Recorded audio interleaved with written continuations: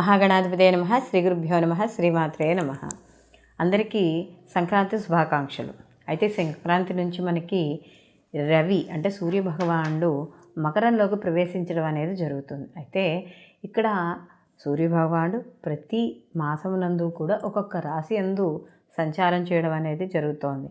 ఆ రాశి యొక్క నామం అంటే ఇప్పుడు మేషంలోకి వచ్చాడు అనుకోండి, ఆయన మనం మేష సంక్రమణం అని, లేకపోతే తులా సంక్రమణం అని. ఇప్పుడు మనకి ఈ యొక్క ధనుర్మాసం మొదలయ్యేటప్పుడు ధనుస్ సంక్రమణం అని, అలాగే మనకి సంక్రాంతి వచ్చినప్పుడు మకర సంక్రమణం అని చెప్పడం అనేది జరుగుతుంది.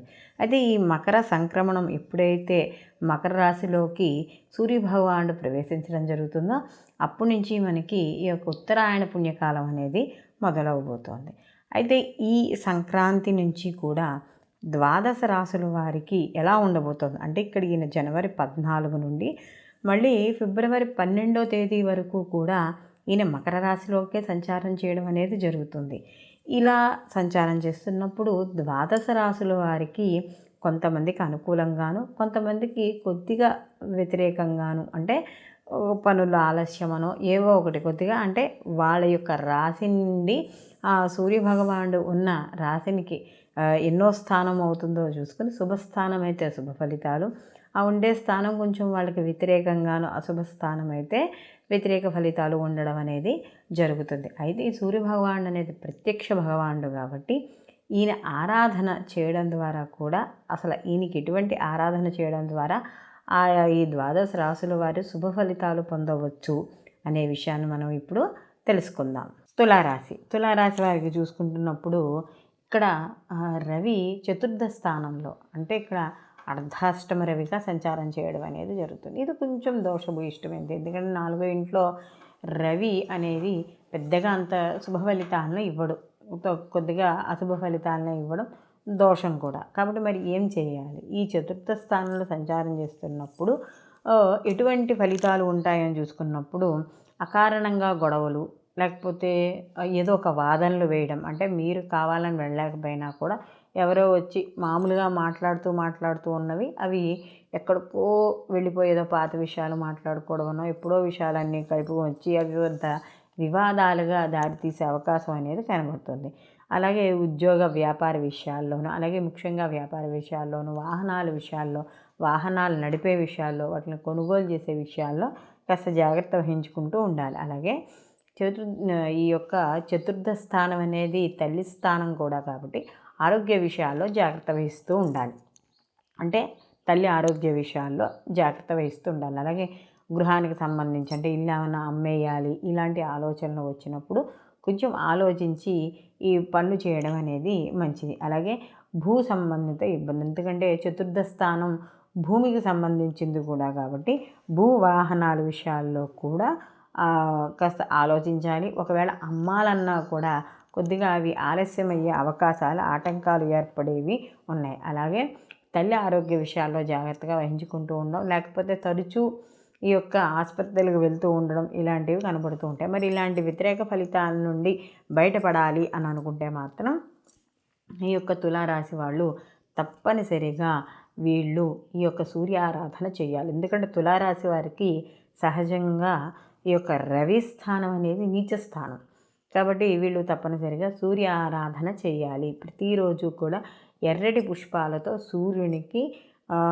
అంటే సూర్యభగవానికి ఎదురుగుండా నిలబడి ఆయన నామాలు చెప్తూ కింద పళ్ళెంలో ఒక్కొక్కటి ఆయన చూపిస్తూ అయినా కూడా వేయచ్చు, ఇబ్బంది ఏమీ లేదు. లేదా అలా కుదరలేదు, ఇంట్లో ఏదైనా సూర్యభగవాను మనకు నెట్లో దొరికే చిత్రపటం దొరుకుతుంది, ఆ చిత్రపటాన్ని ఒక అట్టగా ఏమైనా అంటించుకొని మనం ఇంట్లోనైనా సూర్యభగవాను నామాలు చదువుకొని వేయవచ్చు.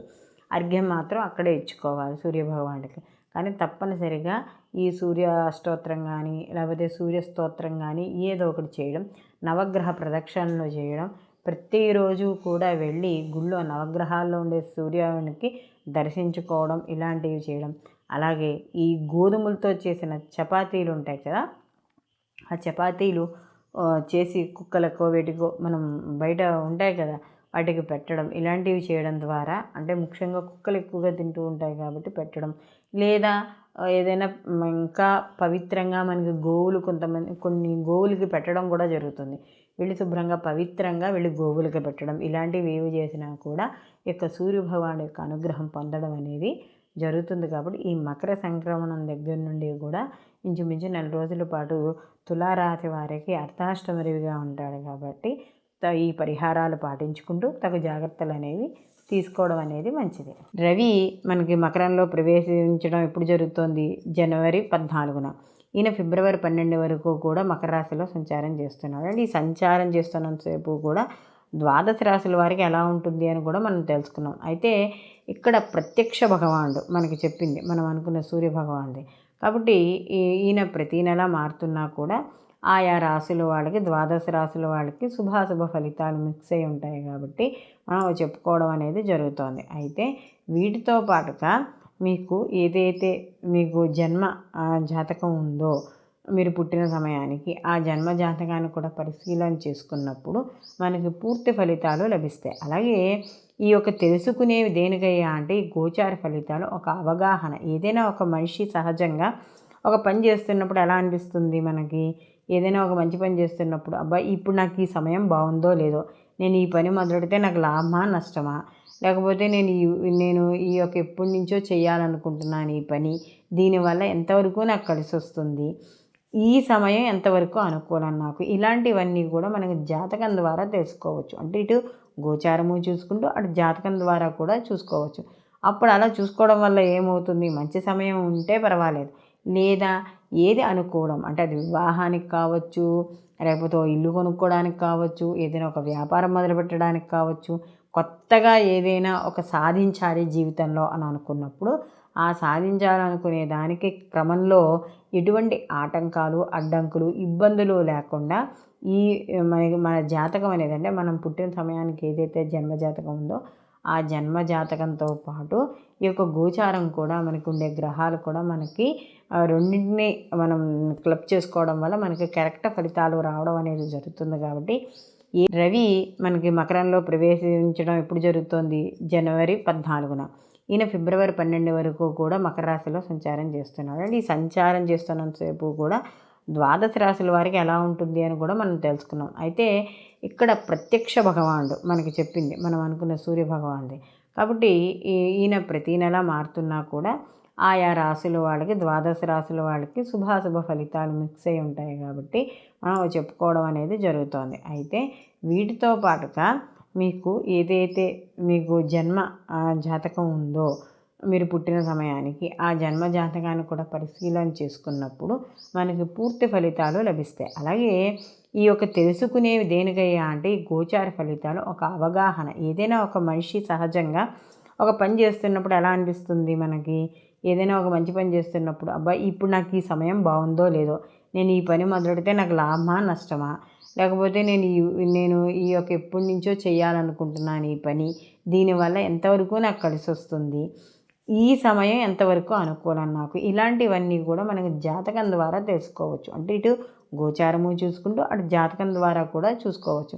అప్పుడు అలా చూసుకోవడం వల్ల ఏమవుతుంది? మంచి సమయం ఉంటే పర్వాలేదు, లేదా ఏది అనుకూలం అంటే అది వివాహానికి కావచ్చు, లేకపోతే ఇల్లు కొనుక్కోవడానికి కావచ్చు, ఏదైనా ఒక వ్యాపారం మొదలుపెట్టడానికి కావచ్చు, కొత్తగా ఏదైనా ఒక సాధించాలి జీవితంలో అని అనుకున్నప్పుడు ఆ సాధించాలనుకునే దానికి క్రమంలో ఎటువంటి ఆటంకాలు, అడ్డంకులు, ఇబ్బందులు లేకుండా ఈ మన జాతకం అనేది, అంటే మనం పుట్టిన సమయానికి ఏదైతే జన్మజాతకం ఉందో ఆ జన్మ జాతకంతో పాటు ఈ యొక్క గోచారం కూడా మనకు ఉండే గ్రహాలు కూడా మనకి రెండింటినీ మనం క్లబ్ చేసుకోవడం వల్ల మనకి కరెక్ట్ ఫలితాలు రావడం అనేది జరుగుతుంది. కాబట్టి ఏ ముఖ్యమైన పనులు చేయాలనుకున్నా ఇటు గోచారంతో పాటు జన్మజాతక ఫలితాలు కూడా తప్పనిసరిగా చూసుకుని పని మొదలు పెట్టడం ద్వారా సంపూర్ణమైన సత్ఫలితాలు పొందడం అనేది జరుగుతుంది.